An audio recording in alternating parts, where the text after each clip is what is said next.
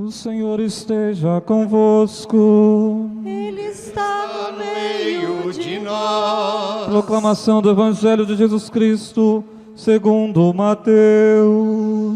Glória a vós, Senhor. Naquele tempo, Jesus contou outra parábola à multidão. O reino dos céus é como um homem que semeou boa semente no seu campo. Enquanto todos dormiam, veio seu inimigo, semeou joio no meio do trigo e foi embora. Quando o trigo cresceu e as espigas começaram a se formar, apareceu também o joio. Os empregados foram procurar o dono e lhe disseram: Senhor, não semeastes boa semente no teu campo? De onde veio então o joio? O dono respondeu: Foi algum inimigo que fez isso. Os empregados lhe perguntaram: Queres que vamos arrancar o joio? O dono respondeu: Não, podes acontecer que arrancando o joio arranques também o trigo. Deixei crescer um e outro até a colheita. E no tempo da colheita direi aos que cortam o trigo: Arrancai primeiro o joio e amarrai-o em feixes para ser queimado. Recolhei, porém, o trigo no meu celeiro. Jesus contou-lhes outra parábola. O reino dos céus é como uma semente de mostarda, que um homem pega e semeia no seu campo. Embora ela seja a menor de todas as sementes, quando cresce fica maior do que as outras plantas. E torna-se uma árvore, de modo que os pássaros vêm e fazem ninhos em seus ramos. Jesus contou-lhes ainda uma outra parábola. O reino dos céus é como o fermento que uma mulher pega e mistura com 3 porções de farinha, até que tudo fique fermentado. Tudo isso Jesus falava em parábolas. As multidões nada lhe falava sem usar parábolas, para se cumprir o que foi dito pelo profeta: Abrirei a boca para falar em parábolas. Vou proclamar coisas escondidas desde a criação do mundo. Jesus deixou as multidões e foi para casa. Seus discípulos aproximaram-se dele e disseram: Explica-nos a parábola do joio. Jesus respondeu: Aquele que semeia a boa semente é o Filho do Homem. O campo é o mundo. A boa semente são os que pertencem ao reino. Os joios são os que pertencem ao maligno. O inimigo que semeou o joio é o diabo. A colheita é o fim dos tempos. Os celeiros são os anjos. Como o joio é recolhido e queimado ao fogo, assim também acontecerá no fim dos tempos. O Filho do Homem enviará os seus anjos, e eles retirarão do seu reino todos os que fazem outro pecar e os que praticam o mal, e depois os lançarão na fornalha de fogo. Aí haverá choro e ranger de dentes. Então os justos brilharão como o sol no reino de seu Pai. Quem tem ouvidos, ouça. Palavra da salvação. Glória a vós, Senhor. Aleluia, aleluia, aleluia, aleluia, aleluia, aleluia. Louvado seja nosso Senhor Jesus Cristo. Para sempre seja louvado. Celebramos o 16º domingo do tempo comum e continua o Evangelho com a parábola do domingo passado. E no domingo passado, 15º, consideramos a receptividade do discípulo algo extremamente necessário para produzir frutos de justiça em nossas vidas, frutos do reino, sementes do reino semeadas que nós acolhemos e produzimos. Pelas leituras de hoje, o 16º domingo do tempo comum, podemos pensar que não é justo que algumas pessoas que creem em Deus estejam abertas ao seu projeto de amor e outras, mesmo clamando que creem, não acolhem o plano de Deus. Sim,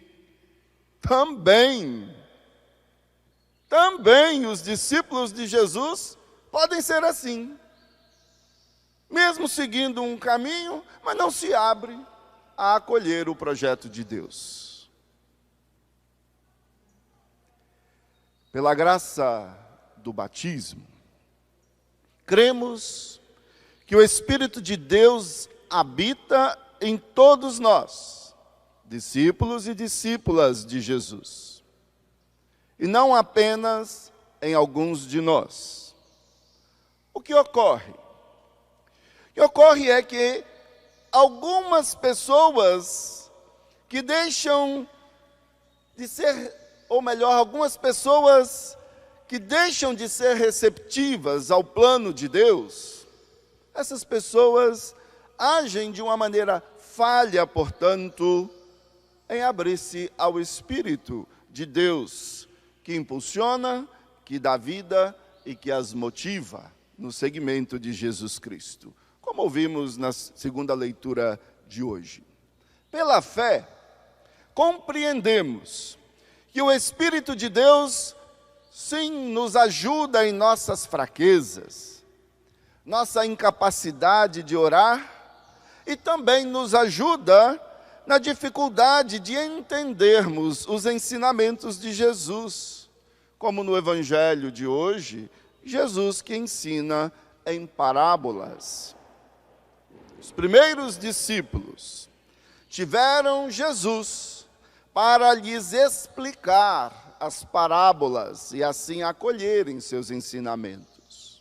Nós, hoje, temos o Espírito Santo de Deus, para nos iluminar. É o Espírito que nos ajuda a interpretar os ensinamentos de Jesus e a sermos receptivos aos desafios que esses ensinamentos nos trazem. Porque o ensinamento do Mestre, né, é para a vida, e a vida digna dos filhos e filhas de Deus. E muitas vezes, portanto, nós nos colocamos de frente com um mundo que propõe uma realidade contrária, não a dignidade da vida de todo criado e de todos filhos e filhas de Deus. Um ensinamento particular de Jesus, que encontramos no Evangelho de hoje, e que é frequentemente uma pedra de tropeço para pessoas boas e pessoas que se acham decentes, é a possibilidade da presença de pecadores no reino de Deus. Algumas pessoas boas ou decentes podem não dizer assim sem rodeios o que elas acham, mas em seus corações acreditam que não há espaço para assassinos, agressores sexuais, por exemplo, funcionários públicos que violam a confiança do povo, até líderes religiosos que cometeram algum pecado vergonhoso, e aí vai. Essas pessoas parecem acreditar que o reino de Deus é apenas para os justos, ou aqueles cujos pecados são menores. Essas pessoas operam com algum tipo de medidor que mede a aceitabilidade pelo grau da inocência. De certa forma, não podemos culpá-las por acharem assim. Todos temos um pouco de medo de viver perto daquelas pessoas que consideramos pecadoras.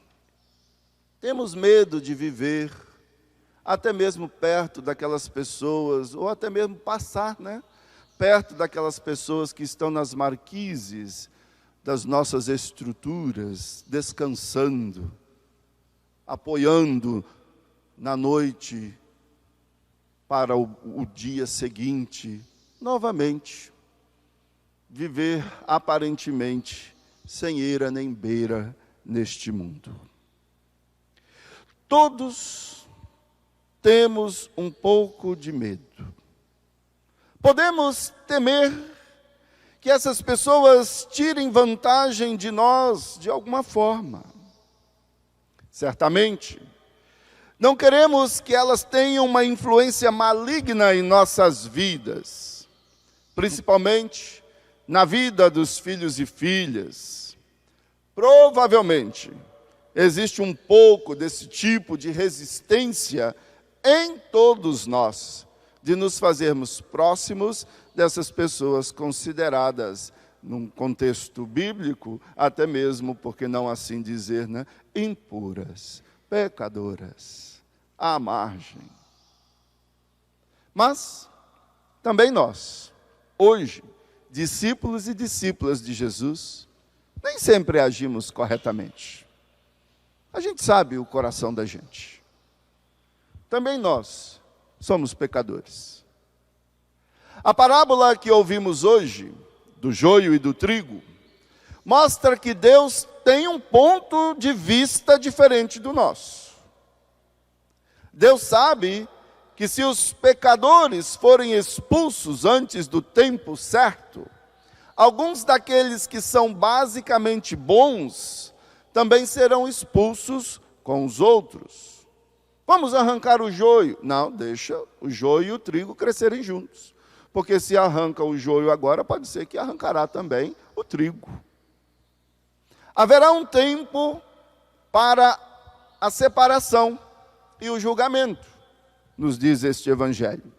Mas o tempo não é agora. Mas olha que tem gente aí que se acha, né, que tem que julgar. E que tem que enfiar a mão aí no meio e arrancar logo, pela raiz, o joio. E a palavra está dizendo, o tempo não é agora. O julgamento não é agora. Não compete a nós, mas a Deus. Isso significa que os justos terão que viver com os pecadores. Mas não só viver, terão que conviver. Aprender uma maneira diferente de ser. Esta é a proposta de Jesus nesta parábola. E isto é ainda mais desafiador para nós. Os justos devem demonstrar aos pecadores o mesmo tipo de preocupação que mostram uns com os outros que também são justos. Esta é a boa nova do amor de Deus. Que nós que cremos e nos convertemos a este caminho novo, sejamos hoje no mundo e para todos, testemunhas fiéis deste caminho, para que todos um dia se encontrem neste mesmo caminho e alcancem o que nós já sabemos, já almejamos e já nos preparamos para um dia viver.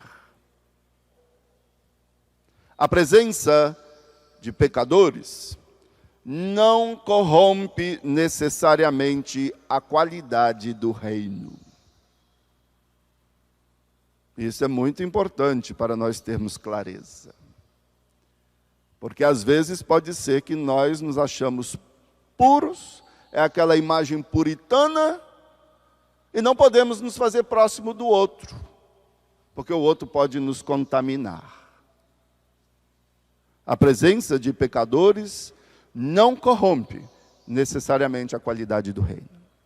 Em vez disso, oferece aos discípulos e discípulas de Jesus, a nós, a oportunidade de elevarem-se à ocasião de generosidade e perdão.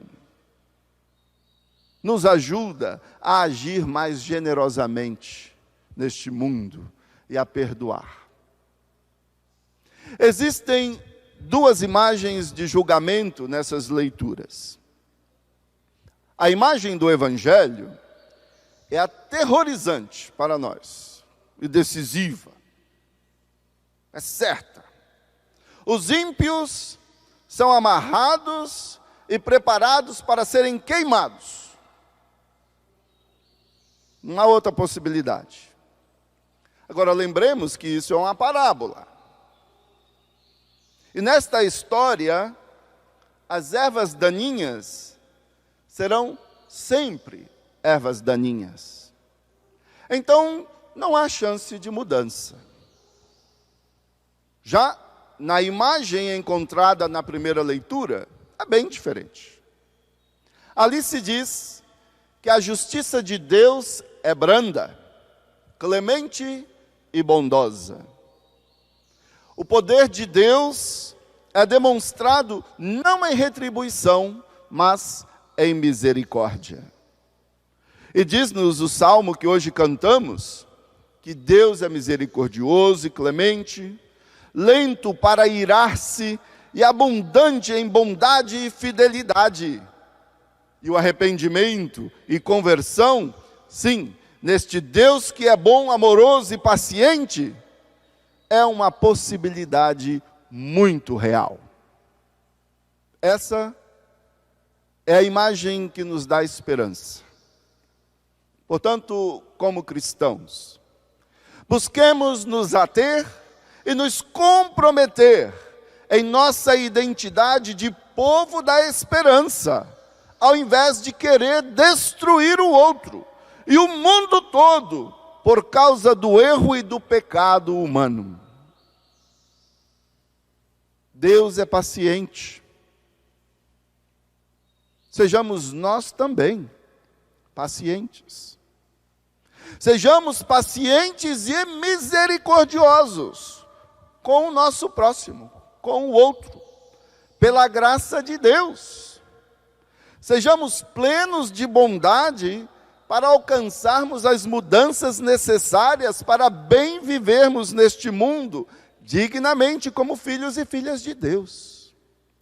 Peçamos, portanto, por esta Eucaristia que nesta manhã celebramos. Você, a igreja doméstica em casa, nós aqui na igreja matriz, São José em Maruípe, desta paróquia. Peçamos esta paciência misericordiosa de Deus para nos conduzir de uma maneira digna com o nosso próximo, que talvez está lá dentro da casa da gente. E para nós, muitas vezes, nós olhamos e o vemos como joio, como uma erva daninha. Nesta imagem da primeira leitura de hoje, Deus é compassivo, manso, amoroso e paciente. Tenhamos nós também essas virtudes para nos conduzir no nosso dia a dia como evangelizadores e evangelizadoras de um novo tempo. Louvado seja nosso Senhor Jesus Cristo. Para sempre seja louvado.